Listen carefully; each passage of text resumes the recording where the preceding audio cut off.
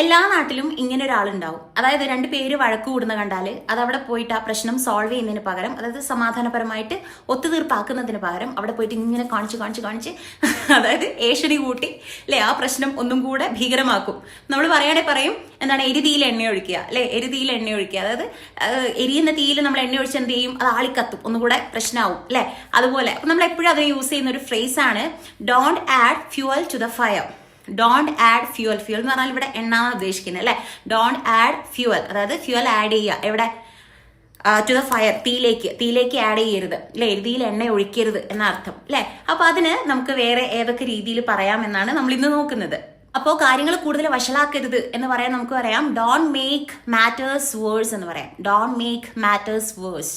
Okay, matters എന്ന് പറഞ്ഞാൽ ഇവിടെ കാര്യങ്ങൾ കൂടുതൽ വഷളാക്കരുത്. Don't make matters worse. Okay, അപ്പോൾ ചിലർ ലെക്കും ലെവലും ഇല്ലാതെ ഇങ്ങനെ സംസാരിച്ചിട്ട് പ്രശ്നം കൂടുതൽ വഷളാക്കും അല്ലെ. അപ്പോൾ അവരോട് നമുക്ക് പറയാം, ദേ ഇങ്ങനെ സംസാരിക്കില്ലേ, ദയവായി സംസാരിക്കുന്ന നിർത്ത്, നീ കൂടുതൽ വഷളാവുക ചെയ്യണേ, പ്രശ്നം കൂടുതൽ വഷളാക്കുക ചെയ്യണേ. എങ്ങനെ പറയാ, please stop talking, you are making matters worse. നീ കാര്യങ്ങൾ കൂടുതൽ വഷളാക്കുക ചെയ്യണേ, വേഴ്സ് ആക്കുക ചെയ്യണേ. Okay, you are making matters worse. അതുപോലെ തന്നെ മറ്റൊരു ഫ്രേസാണ് ഡോണ്ട് റോക്ക് ദ ബോട്ട്. അതായത് നമ്മളൊരു വഞ്ചിയിൽ കയറിയിട്ട് ആ വഞ്ചി ഇങ്ങനെ കുലുക്കുമ്പോൾ എന്താ സംഭവിക്കുക, അതിലുള്ള ആളുകളൊക്കെ പുറത്ത് വീഴും, എല്ലാവർക്കും പരിക്ക് പറ്റും, പ്രശ്നം പറ്റും അല്ലേ. അതായത് ആ വഞ്ചി പിടിച്ച് കുലുക്കരുത് എന്നുള്ളൊരു അർത്ഥമാണ്. അതായത് പ്രശ്നം എന്ത് ചെയ്യരുത്, വഷളാക്കരുത്. Don't rock the boat. Okay, അങ്ങനെയാണ് നിങ്ങൾ പറഞ്ഞേ. ഇപ്പൊ എല്ലാം ഓക്കെയാണ്. അപ്പം നീ ദയവേത് എന്ത് ചെയ്യരുത്, പ്രശ്നം വഷളാക്കരുത്. ഈ ഡോണ്ട് റോക്ക് ദ ബോട്ട് വെച്ചിട്ടൊന്ന് പറഞ്ഞു നോക്കിയേ. Everything is fine now. ഇപ്പൊ എല്ലാം ഓക്കെയാണ്. So please don't rock the boat. Okay, ഇതൊരു അടിപൊളി ഫ്രേസ് ആണ് കേട്ടോ. അതുപോലെ തന്നെ നമുക്ക് യൂസ് ചെയ്യാൻ പറ്റുന്ന ഒരു ഫ്രേസ് ആണ് ഡോണ്ട് ഫാൻ ദ ഫ്ലെയിംസ്. ഈ നമ്മൾ കാറ്റ് ശക്തമായിട്ട് കൊടുക്കുമ്പോൾ എന്താ സംഭവിക്കുക, അത് ആളിക്കത്താൻ തുടങ്ങും അല്ലെ. അപ്പോൾ അത് നമ്മൾ ഈ എരുതിയിൽ എണ്ണ എന്നുള്ള ഒരു പ്രയോഗം പോലെ തന്നെയാണ്.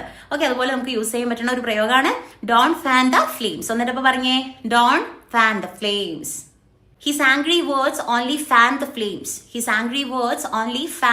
the flames. അതായത് അവൻ ദേഷ്യം പിടിച്ച് പറയുന്ന കാര്യങ്ങൾ പ്രശ്നം ഒന്നും കൂടെ വഷളാക്കേ ഉള്ളൂ.